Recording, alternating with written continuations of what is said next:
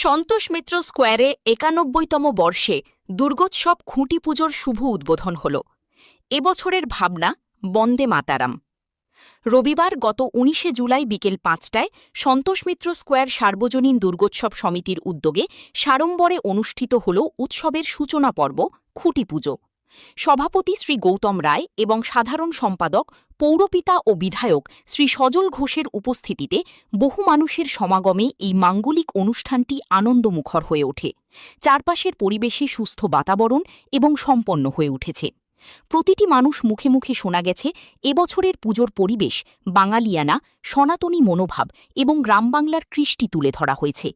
এবছরের থিমে বন্দে মাতারাম এক নতুন চমক আনতে চলেছে। সকল দর্শকদের কাছে আমার অনুরোধ, আপনারাও আসুন, ভিডিও দেখুন এবং আমাদেরকে সেই তো করুন। আপনাদের মতামত অবশ্যই আমাদেরকে জানাবেন।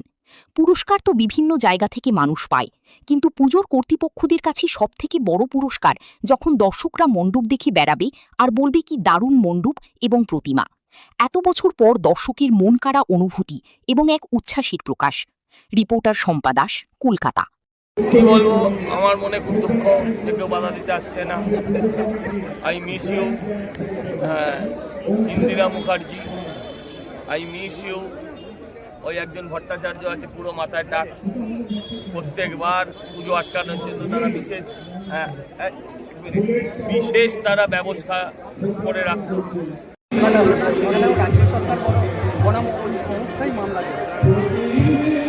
ওই লিপসান বাউন্সার মানে অভিষেক ব্যানার্জি এক হ্যাঁ, এটা তো বহু পুরনো তত্ত্ব, এটার মধ্যে নতুনত্ব কি আছে?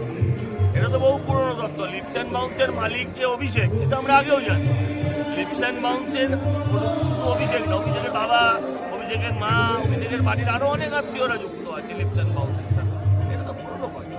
তার মানে লিপসান বাউন্স মানে অভিষেক, হ্যাঁ, লিপসান বাউন্স মানেই অভিষেক, লিপসান বাউন্স মানেই তৃণমূল, লিপসান বাউন্স মানেই মমতা, সবই এক। বিগত বছরের তুলনায় এবছর কি কি আলাদা?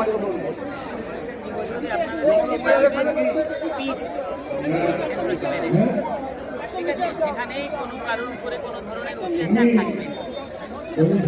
এই যত বছর আমরা পশ্চিমবঙ্গতে পুজো দেখেছি, আমরা কি দেখেছি? একদিকে পুজো হচ্ছে, অন্যদিকে একটা মহিলা বা কোনো বাচ্চা মেয়ের ধর্ষণ। সেখানে ছোট ঘটনা বলা হতো, তো তারা কি মা দুর্গাকে সম্মান দেবে? যারা আমরা বাচ্চা মেয়েদেরকেই মা দুর্গা বলি, মা দুর্গার রূপ বলি, যদি তাদের সম্মান না দিতে পারতেন, ওরা পুজোকে আর কি সম্মান করতেন? এইগুলো জিনিসটা আপনারা এবারে দেখুন।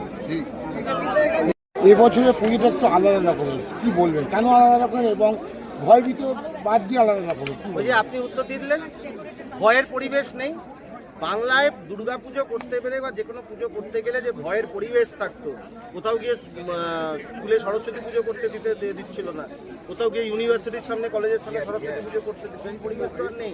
পুজো হবে, পুজোটাই প্রধান। উৎসব তো নিশ্চয়ই হবে, কিন্তু পুজোর আনন্দ আগে, পুজোর ভালো করে পূজা অর্চনা করা, সেগুলো করে তবে আপনি বাদবাকি সব কিছু করা। যেটা সজলদা আজকে বললেন যে মায়ের মূর্তি, যেটা প্যান্ডেল থেকে বেরিয়েছে, মায়ের মূর্তি কোনটা খুঁজে পাওয়া যাচ্ছে না, বুঝতে পারছে না দর্শনার্থীরা। হ্যাঁ, ঠাকুরটা কোথায় গেল? তখন বলছে এটা গাছের ওখান দিরমভাবে জ্বলছিল ঠাকুর। পুজোটা পুজোর মতো হোক, প্যান্ডেলের মতো সুন্দর করে হোক, যত রকম আর্ট ওয়ার্ক করা যায় তাতে নিশ্চয়ই করা উচিত। ভালো তো, সেটা একটা শিল্প, নিশ্চয়ই করা উচিত। তাহলে কি আমরা একত্রত্ব রাজ থেকে কি উদ্ধার পেয়েছি?